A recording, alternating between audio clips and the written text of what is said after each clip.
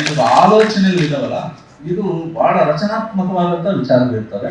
ಅವು ಏನಾದ್ರೂ ಅದನ್ನ ರಚನಾತ್ಮಕವಾಗಿರ್ತಕ್ಕಂಥ ಆಲೋಚನೆ ಅವರು ಕನಸಲ್ಲಿ ಬಂದ್ರೆ ಅದನ್ನ ಬೆಳಿಗ್ಗೆ ಹೇಗೆ ಮಾಡ್ಬೇಕು ಅಂತಕ್ಕಂಥ ಒಂದು ಡ್ರಾಯಿಂಗ್ ನ ಮಾಡ್ಬಿಟ್ಟು ಡಿಸ್ಪ್ಲೇ ಮಾಡ್ತಾರೆ. ಯಾವಾಗಾದ್ರೂ ಹೋಗಿ ಆಗುತ್ತೆ ಯಾವುದೋ ವಿಷಯಗಳು ಚರ್ಚೆ ಮಾಡಕ್ ಹೋದಾಗ ಬಹುಶಃ ಕೋಲಾರಕ್ಕೆ ಹತ್ತಿರದಲ್ಲಿ ಇಷ್ಟು ದಿವಸ ಅವರೆಲ್ಲ ಎಲ್ಲ ಕೆಲಸಗಳು ಮಾಡತ್ತೆ, ಅದು ಸಾರ್ವಜನಿಕರ ಮೇಲೆ ಸಾರ್ವಜನಿಕರಿಗೆ ಬೆಳಕನ್ನು ಚೆಲ್ಲುವಂತ ಕೆಲಸಗಳು ಆಗಿರ್ಬೋದು. ಆ ಒಂದು ಬೆಳಕನ್ನು ಚೆಲ್ಲುವಂತ ಕೆಲಸಗಳು ಈಗ ಆಲ್ರೆಡಿ ಮಾಡಿದರೆ ನಾನು ಅದ್ರ ಬಗ್ಗೆ ತಮ್ಮೆಲ್ಲೂ ಕೂಡ ಹೇಳಿದ್ದೀನಿ. ಸುಮಾರು ಸಭೆಗಳಲ್ಲಿ ಹೋದ ಸಭೆಯಲ್ಲಿ ಕೂಡ ನಾನು ಮಾತಾಡಿದ್ದೀನಿ. ಈಗ ಅದಲ್ಲದೆ ಇನ್ನು ರೀಸೆಂಟ್ ಆಗಿ ಇನ್ನೂ ಒಂದು ಒಳ್ಳೆ ಸ್ಟೇಡಿಯಂ ನ ಉದ್ಘಾಟನೆ ಮಾಡೋದಕ್ಕೆ ಅದು ಕೂಡ ರೆಡಿ ಆಗ್ತಿದೆ. ಬಹಳ ಚೆನ್ನಾಗಿರ್ತಕ್ಕಂಥ ಸ್ಟೇಡಿಯಂ, ಒಂದು ಹಳ್ಳಿನಲ್ಲಿ ಅವ್ರ ಹಳ್ಳಿನಲ್ಲೇ ಮಾಡಿದ್ದಾರೆ, ತುಂಬಾ ಚೆನ್ನಾಗಿದೆ. ತಾವೆಲ್ಲ ಕೂಡ ಅತಿ ಶೀಘ್ರದಲ್ಲಿ ಅದನ್ನು ಕೂಡ ನೋಡುವಂಥದ್ದು. ಮುಂದೆ ಇನ್ನೂ ಒಳ್ಳೆ ಕಟ್ಟಡನ ನಿರ್ಮಾಣ ಮಾಡುವಂತ ಒಂದು ಕೆಲಸಕ್ಕೆ ಕೈ ಹಾಕ್ತಿದ್ದಾರೆ ಸಾಹೇಬರು. ಒಟ್ಟಿನಲ್ಲಿ ಕೋಲಾರದಲ್ಲಿ ಇರ್ತಕ್ಕಂಥ ಈ ವ್ಯವಸ್ಥೆ ಏನಿದೆ ಮತ್ತೆ ಇಲ್ಲಿರ್ತಕ್ಕಂಥ ಇನ್ಫ್ರಾಸ್ಟ್ರಕ್ಚರ್ ಬಗ್ಗೆ ಒಂದು ಕಲ್ಪನೆ ಇಟ್ಕೊಂಡು ಆ ಕಲ್ಪನೆ ಕನಸ್ಕೊಂಡು ಆ ಕನಸನ್ನ ನನಸು ಮಾಡೋ ನಿಟ್ಟಿನಲ್ಲಿ ಒಂದಷ್ಟು ಕೆಲಸ ಮಾಡ್ತಾ ಇದ್ದಾರೆ ಅಂತಂದ್ರೆ ನಮ್ಮ ಹೆಮ್ಮೆಯ ದೇವರಾಜ್ ಸಾಹೇಬರು. ಅವ್ರಿಗೆ ಒಳ್ಳೇದಾಗಲಿ, ದೇವರು ಒಳ್ಳೇದು ಮಾಡಿ ಅವ್ರಿಗೆ ಎಲ್ಲ ರೀತಿಯಲ್ಲೂ ಅವ್ರಿಗೆ ಶಕ್ತಿಯನ್ನು ತುಂಬಲಿ. ನಾವು ಕೂಡ ಅವ್ರ ಜೊತೆ ಇರಬೇಕಾಗ್ತದೆ ಮುಂದಿನ ದಿನಗಳಲ್ಲಿ ಅಂತ ಹೇಳ್ತಾ ನಾನು ಈ ಸಂದರ್ಭದಲ್ಲಿ ಅವರನ್ನ ಕೂಡ ಈ ಕಾರ್ಯಕ್ರಮ ಬಂದಿದ್ದಕ್ಕೆ ವಿಶೇಷವಾಗಿ ನಾನು ಧನ್ಯವಾದಗಳನ್ನ ತಿಳಿಸ್ತಾ ಇದ್ದೀನಿ. ನೌಕರರ ಸಂಘ ಜಿಲ್ಲೆ ರಾಜ್ಯಾದ್ಯಂತ ಇವತ್ತು ನಾವು ನಡ್ಸ್ಕೊಂಡ್ ಬರ್ತಾ ಇದ್ದೀವಿ. ಪ್ರತಿ ವರ್ಷ ಕ್ಯಾಲೆಂಡರ್ ಬಿಡುಗಡೆ ಕಾರ್ಯಕ್ರಮ, ಜಿಲ್ಲಾ ಮಟ್ಟದ ಸಾಂಸ್ಕೃತಿಕ ಮತ್ತು ಕ್ರೀಡೆ ಕಾರ್ಯಕ್ರಮಗಳು, ನೌಕರರು ದಿನಾಚರಣೆಗಳು ಮಾಡ್ಕೊಂತ ಇದ್ದೀವಿ. ಪ್ರತಿ ವರ್ಷ ಸರ್ವ ಸದಸ್ಯರ ಸಭೆ, ಪ್ರತಿಭಾ ಪುರಸ್ಕಾರ, ಅದಂತೂ ವಿಶೇಷವಾಗಿ ಎಲ್ಲ ಪ್ರತಿಭಾನ್ವಿತ ಮಕ್ಕಳನ್ನ ಮತ್ತೆ ಅವ್ರ ಪೋಷಕರನ್ನ ನೋಡುವಂತ ಭಾಗ್ಯ ಒಟ್ಟಿಗೆ ಸಿಗುವಂತ ಒಂದು ಸಂದರ್ಭ ಇವತ್ತು ಪ್ರತಿಭಾ ಪುರಸ್ಕಾರ ಅಂತ ಹೇಳಿ ನಾನು ಭಾವಿಸ್ತಾ ಇದ್ದೀನಿ. ಅಷ್ಟೇ ಅಲ್ಲದೆ ನಾವು ಕೂಡ ಸರ್ಕಾರಿ ಜೊತೆಗೆ ಮತ್ತೆ ವ್ಯವಸ್ಥೆ ಜೊತೆಗೆ ನಾವು ಕೂಡ ಅವ್ರ ಜೊತೆಗೆ ಸಹಕಾರಿಯಾಗಿದ್ದೀವಿ ಅಂತಕ್ಕಂಥದ್ದಕ್ಕೆ ನಮ್ಮನ್ನ ಸರ್ಕಾರಿ ನೌಕರರ ಸಂಘದಲ್ಲಿ ಅವ್ರಿಗೆ ಕಂಪ್ಯೂಟರ್ ಉಚಿತ ತರಬೇತಿ ಆಗ್ಬೋದು, ಲಿಟರೇಚರ್ ಟೆಸ್ಟ್ ಸಂಬಂಧಪಟ್ಟದ್ದಾಗಿರ್ತಕ್ಕಂಥ ಉಚಿತ ತರಬೇತಿ ಆಗಿರ್ಬೋದು, ಮತ್ತೆ ಯಾವುದೇ ಒಂದು ಸ್ವಚ್ಛ ಅಭಿಯಾನ ಸಂದರ್ಭದಲ್ಲಿ ನಾವು ಕೂಡ ಮಾಡಿದೀವಿ.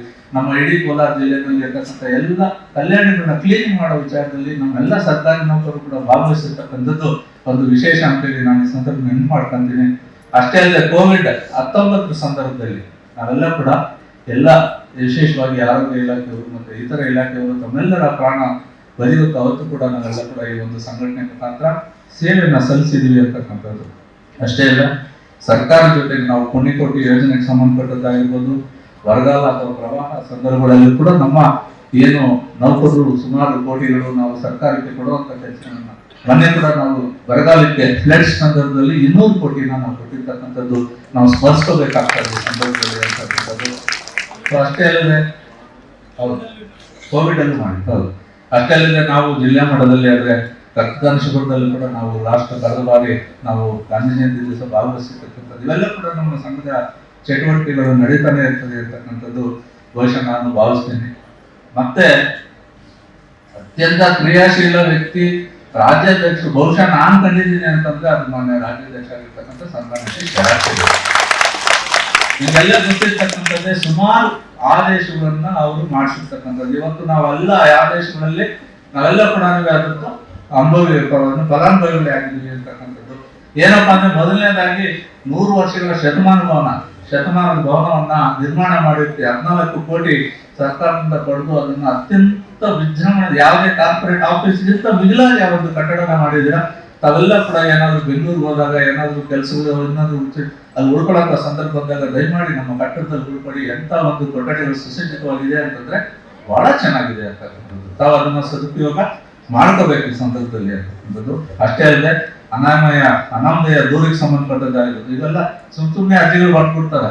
ನಮ್ಮ ನೌಕರರು ಏನಪ್ಪಾ ಅಂತಂದ್ರೆ ಅದನ್ನ ಕ್ಲೋಸ್ ಮಾಡ್ಕೊಳ್ಳೋದಕ್ಕೆ ನಾವು ಓಡಾಡೋದು ಒಂದು ಕೆಲಸ ಆಗ್ಬಿಟ್ಟಿರುತ್ತೆ ಅಂತ ಅನಾಮಧೇಯ ಯಾವುದೇ ಸಾಕ್ಷ್ಯಾಧಾರಗಳು ಇಲ್ಲದೆ ಇರ್ತಕ್ಕಂಥದ್ದನ್ನ ಕೂಡ ಎನ್ಕ್ವೈರಿ ಮಾಡುವಂತ ಪ್ರಸಂಗಗಳು ಬರಬಾರ್ದು ಅಂತಕ್ಕಂಥದಕ್ಕೆ ಒಂದು ಅನಾಮಧೇಯ ಅರ್ಜಿಗಳು ಸಂಬಂಧಪಟ್ಟದ್ದು ಯಾವ್ದು ವಿಚಾರಣೆ ನಡೆಸಬಾರ್ದು ಅನ್ನೋ ನಿಟ್ಟಿನಲ್ಲಿ ಒಂದು ಆದೇಶನ ಮಾಡಿದ್ದಾರೆ. ಅದು ಕೂಡ ನಮ್ಮ ಗಮನಕ್ಕೆ ತರಲಿಕ್ಕೆ ನಾನು ಇಷ್ಟಪಡ್ತೀನಿ.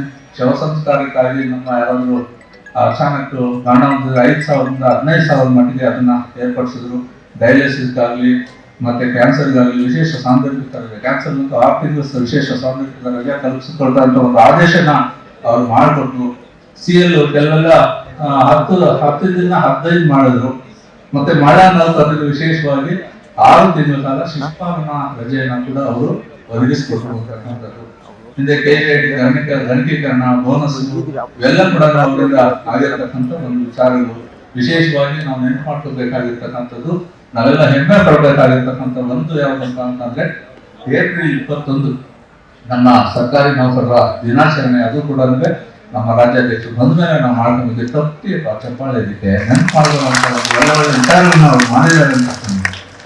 ನಮ್ಮ ಕುಂದುಕೊರತೆಗಳನ್ನ ಏನಾದ್ರೂ ಚರ್ಚೆ ಮಾಡಬೇಕು ಅಂತೇಳಿ ಜಿಲ್ಲಾ ಮಟ್ಟದಲ್ಲಿ ಒಂದು ಜಂಟಿ ಸಮಾಲೋಚನಾ ಸಮಿತಿನ ರಚನೆ ಮಾಡಿಕೊಟ್ಟಿರ್ತಕ್ಕಂಥ ಒಂದು ಇದು ಅವರಿಗೆ ಸಲ್ಲಿಸಬೇಕಾಗಿರ್ತಕ್ಕಂಥದ್ದು ನನ್ನ ರಾಜ್ಯಾಧ್ಯಕ್ಷರಿಗೆ ಹಾಗೂ ಜಿಲ್ಲಾ ತಾಲೂಕು ಯಾವುದೇ ಅಧ್ಯಕ್ಷರಿಗೆ ಅಧಿಕೃತವಾಗಿ ನಾವು ಸರ್ಕಾರಿ ಸಮಾರಂಭಗಳಲ್ಲಿ ಭಾಗವಹಿಸೋದಕ್ಕೆ ಒಂದು ಆದೇಶ ಅದಕ್ಕೂ ಕೂಡ ಮಾಡಿಕೊಟ್ಟಿರ್ತಕ್ಕಂಥದ್ದು ನಮಗೆ ಸಲ್ಲಿಸಬೇಕಾಗಿರ್ತಕ್ಕಂಥದ್ದು ನನ್ನ ರಾಜ್ಯಾಧ್ಯಕ್ಷರಿಗೆ.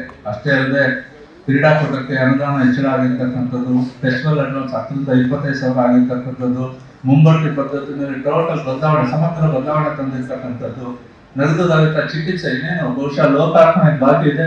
ಈ ಸರ್ಕಾರದಲ್ಲಿ ನಾವು ನಿರೀಕ್ಷೆ ಮಾಡ್ತಾ ಇದ್ದೀವಿ ಆ ಒಂದು ನಗದು ರಹಿತ ಚಿಕಿತ್ಸೆನ ಲೋಕಾರ್ಪಣೆ ಮಾಡೋದು ಬಹಳ ನಾವೆಲ್ಲ ಕೂಡ ಸರ್ಕಾರಿ ನೌಕರರು ಖುಷಿ ಬೀಳ್ತಕ್ಕಂಥ ಒಂದು ವಿಚಾರ ಅಂತಕ್ಕಂಥದ್ದು.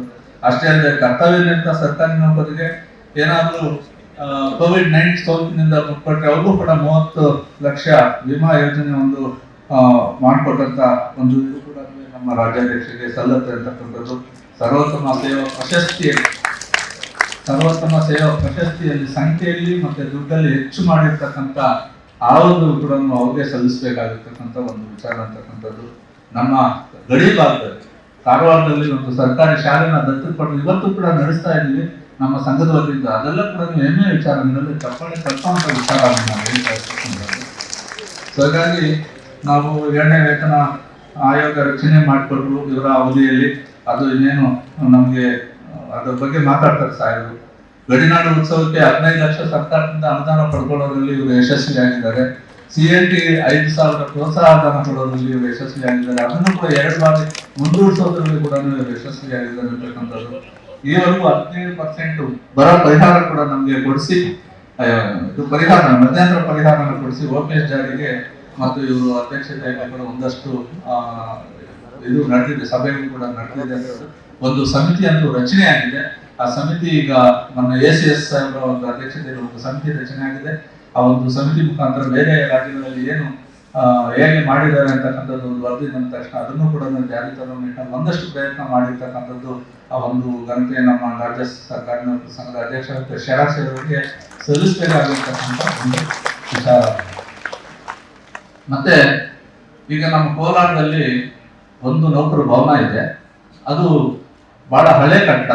ಅದನ್ನೀಗ ಆಲ್ರೆಡಿ ನಾವು ಒಂದಷ್ಟು ಅದನ್ನ ರಿನೋವೇಟ್ ಮಾಡಬೇಕು ಅಂತಕ್ಕಂಥ ನವೀಕರಣ ಉದ್ದೇಶದಲ್ಲಿ ನಾವು ಮಾಡಿದ್ದೀವಿ. ನಮ್ಮ ರಾಜ್ಯಾಧ್ಯಕ್ಷರು ನಮಗೆ ಹಣ ಕೊಡ್ತೀವಿ ಅಂತ ಹೇಳಿದ್ರು. ಮತ್ತೆ ಅದನ್ನ ಹೊಡೋನಿಂದ ಒಂದು ಸ್ವಲ್ಪ ದಯವಿಟ್ಟು ನಮಗೆ ಮಾಡಿದ್ವಿ. ಈ ಸಂದರ್ಭ ನಾವು ಸ್ಟಾರ್ಟ್ ಮಾಡಿದ್ವಿ ಸರ್. ನೆಕ್ಸ್ಟ್ ವೀಕ್ ಅದನ್ನ ಸ್ಟಾರ್ಟ್ ಮಾಡ್ತಾ ಇದೀವಿ. ಗಣ್ಯರು ಕೂಡ ಆ ವಿಚಾರದಲ್ಲಿ ಕೂಡ ನಮಗೆ ಸಹಕಾರ ಕೊಡ್ತಿದ್ದ ಮಾನ್ಯ ದೇವರಾಜ್ ಸಾಹೇಬರು ಕೂಡ ನಮಗೆ ಆಶ್ವಾಸನೆಯನ್ನು ಕೊಟ್ಟಿದ್ದಾರೆ. ಖಂಡಿತವಾಗಿಯೂ ಅವ್ರನ್ನ ನಾವಂತೂ ಯಾವತ್ತೂ ಕೂಡ ಮರೆಯೋದಿಲ್ಲ. ಆ ರೀತಿ ಸಹಕಾರ ನಮ್ಗೆ ಯಾವತ್ತೂ ಕೂಡ ಕೊಡ್ತಾನೆ ಇದ್ದಾರೆ ಅಂತಕ್ಕಂಥದ್ದು. ಸೊ ಹಾಗಾಗಿ ನಾವು ಆ ಒಂದು ಹೊಸ ಕಟ್ಟಡನ ಬಹುಶಃ ನಾನು ಒಂದು 6-7 ತಿಂಗಳಲ್ಲಿ 2 ಅಂತಸ್ತನ್ನಂತೂ ಮಾಡಿ ಉದ್ಘಾಟನೆ ಮಾಡ್ಬೇಕು ಅಂತಕ್ಕಂಥ ನಿರೀಕ್ಷೆ ನಮಗಿದೆ. ಮುಂದೆ ತಾವೆಲ್ಲ ಕೂಡ ಸಹಕಾರ ಕೊಟ್ಟರೆ 4 ಅಂತಸ್ತಿನ ಒಂದು ಕಟ್ಟಡ ನಾವು ಮಾಡೇ ತಿಳಿಸ್ತೀವಿ ಅಂತಕ್ಕಂಥದ್ದು ಒಂದು ವಿಶ್ವಾಸ ನಮಗಿದೆ. ಆ ನಿಟ್ಟಿನಲ್ಲಿ ನಮ್ಮೆಲ್ಲ ಗಣ್ಯರು ನಮಗೆ ಸಹಕಾರ ನೀಡಲಿದ್ದಾರೆ ಅಂತಕ್ಕಂಥದ್ದು ನಾನು ಕೂಡ ಈ ಸಂದರ್ಭದಲ್ಲಿ ಅನ್ಕೊಳ್ತಾ ಇದ್ದೀನಿ ಅಂತಕ್ಕಂಥದ್ದು. ಮತ್ತೆ ವಿಶೇಷವಾಗಿ ಈ ಒಂದು ಕಾರ್ಯಕ್ಕೆ ಬಹಳಷ್ಟು ಪ್ರತಿಭಾನ್ವಿತ ವಿದ್ಯಾರ್ಥಿಗಳು ಬಂದಿದ್ದೀರಾ. ನಮಗೆ ಗೊತ್ತಿದೆ ನೀವೆಲ್ಲ ಕೂಡ ಏನೆಲ್ಲ ಕಷ್ಟಪಟ್ರಿ.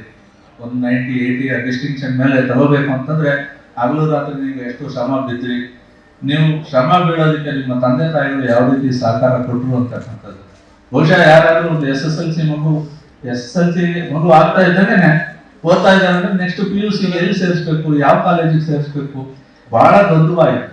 ನಮ್ಗೆ ಇದು ಕೋಲಾರದಲ್ಲಿ ಒಳ್ಳೆ ಉತ್ತಮವಾದ ಶಿಕ್ಷಣ ಸಿಗ್ತಾ ಇಲ್ಲ ಅಂತಕ್ಕಂಥ ಒಂದು ಕಾರಣಕ್ಕಾಗಿ ನಾವು ಹತ್ತಿರದ ಬೆಂಗಳೂರು ಯಾವ್ದಾದ್ರು ಕಾಲೇಜುಗಳಿಗೆ, ಆ ಕಾಲೇಜುಗಳಲ್ಲಿ ಯಾವ ಕಾಲೇಜ್ ಚೆನ್ನಾಗಿರುತ್ತೆ, ಏನು ಎಲ್ಲಿ ಅದ್ರದ್ದು ಯಾವ ಇನ್ಫ್ರಾಸ್ಟ್ರಕ್ಚರ್ ಹೆಂಗಿದೆ, ಕೋಚಿಂಗ್ ಹೆಂಗಿದೆ, ನನ್ನ ಮಕ್ಕಳು NIT ಮಾಡ್ತಾರ, CET ಮಾಡ್ತಾರ, ಇವೆಲ್ಲ ಕೂಡ ಬಂಧುಗಳ ಮಧ್ಯದಲ್ಲಿ ನಿಮ್ಮ ಮಕ್ಕಳನ್ನ ನೀವೆಲ್ಲ ಕೂಡ ಘೋಷಣೆ ಮಾಡಿ ಅವ್ರು ಉತ್ತಮವಾದಂತ ಶಿಕ್ಷಣ ಕೊಡೋದ್ರಲ್ಲಿ ವಿಶೇಷವಾದಂತಹ ಆಸಕ್ತಿ ವಹಿಸಿರ್ತಕ್ಕಂಥ ಎಲ್ಲ ನಮ್ಮ ಪೋಷಕರಿಗೂ ನಾನು ಈ ಸಂದರ್ಭದಲ್ಲಿ ಅಭಿನಂದನೆಗಳನ್ನ ನಾನು ಸಲ್ಲಿಸ್ತಾ ಇದ್ದೀನಿ ಅಂತಕ್ಕಂಥದ್ದು. ತಂದೆ ತಾಯಿ ಒಂದ್ ಕಡೆ ಇರ್ಲಿ, ಮಕ್ಕಳು ನಾವು ಏನ್ ಮಾಡ್ಬೇಕು, ಹೇಗ್ ಸಾಧನೆ ಮಾಡ್ಬೇಕು ಅಂತ ಬಹುಶಃ ನಮ್ಗೆ ಗೊತ್ತಿದೆ. ಹಿಂದಿನ ಒಂದು ಎಕ್ಸಾಮ್ ಪ್ಯಾಟರ್ನ್ಸ್ಗೂ ಈಗಿನ ಎಕ್ಸಾಮ್ ಪ್ಯಾಟರ್ನ್ಸ್ ಬಹಳಷ್ಟು ವ್ಯತ್ಯಾಸ ಇದೆ ಅಂತಕ್ಕಂಥದ್ದು. ತಾವೆಲ್ಲ ಕೂಡ ಬೆಳಿಗ್ಗೆಯಿಂದ ರಾತ್ರಿವರೆಗೂ ನಿಂದೆ ಆಗಿರ್ತಕ್ಕಂಥ ಒಂದು ಟೈಮ್ ಟೇಬಲ್ ಅನ್ನ ಹಾಕೊಂಡು ಅದನ್ನ ಓದೋದು. ಇನ್ನೇನು ಎಕ್ಸಾಮ್ ಬರುತ್ತೆ, ಒಂದು ತಿಂಗಳಿದೆ ಅಂದ್ರೆ ಅದನ್ನ ಡಿವೈಡ್ ಮಾಡ್ಕೊಂಡು ನಂಬರ್ ಆಫ್ ಡೇಸ್ ನ ಉಲ್ಟಾಯಿಂದ ಓದ್ಕೊಂಡು ಹೋಗಿ ಎಕ್ಸಾಮ್ ಬರೆಯುವಂಥದ್ದು. ಇವೆಲ್ಲ ಕೂಡ ತಾವೆಲ್ಲ ಕೂಡ ಎಲ್ಲ ಕೆಲಸಗಳನ್ನ ಬಿಟ್ಟು, ಎಲ್ಲ ಎಂಜಾಯ್ಮೆಂಟ್ಸ್ ಅನ್ನ ಬಿಟ್ಟು ಓದಿ ಇವತ್ತು ಈ ಮಟ್ಟಕ್ಕೆ ಸಾಧನೆ ಮಾಡಿರ್ತಕ್ಕಂಥ ಸಮಸ್ತ ನಮ್ಮ ಸರ್ಕಾರಿ ನೌಕರರ ಮಕ್ಕಳ ಎಲ್ಲ ಪ್ರತಿಭಾನ್ವಿತ ಮಕ್ಕಳಿಗೆ ನಾವು ಸಂಘದ ಪರವಾಗಿ ತಮ್ಮೆಲ್ಲ ಕೂಡ ನಾನು ಅಭಿನಂದನೆಯನ್ನ ಸಲ್ಲಿಸ್ತಾ ಇದ್ದೀನಿ.